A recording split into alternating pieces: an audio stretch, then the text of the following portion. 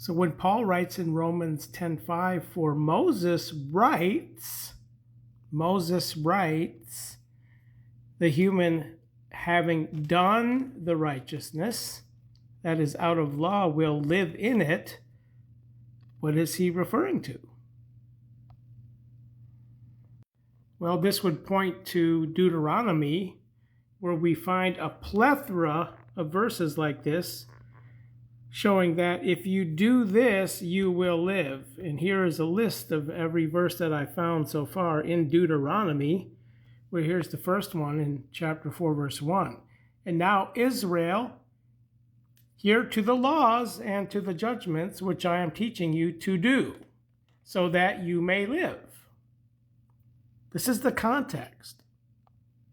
The context of what Moses writes, or if we back up now, for Christ is the finishing of the law of Moses, according to the handwritten, for righteousness to every faithing one. So there's a contrast being made.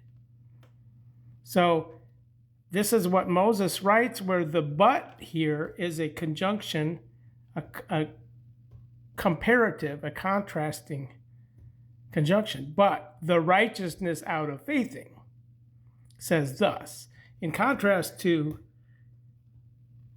the righteousness here, which has been finished, which is a law of righteousness.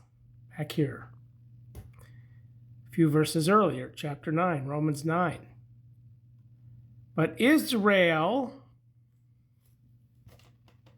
pursuing a law of righteousness, did not come prior into this law, that is the law of faith. It's comparative, it's contrasting. So, but Israel pursuing is also quoted in Deuteronomy. This is what Paul is referring to in Deuteronomy. Deuteronomy 16:20.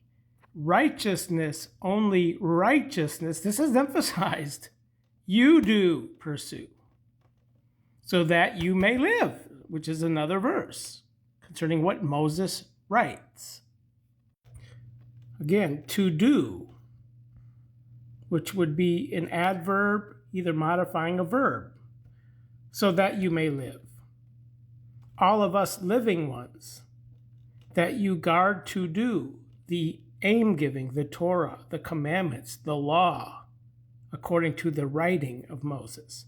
All of these contexts, we see it over and over, to do that you may live, to do it that you may live.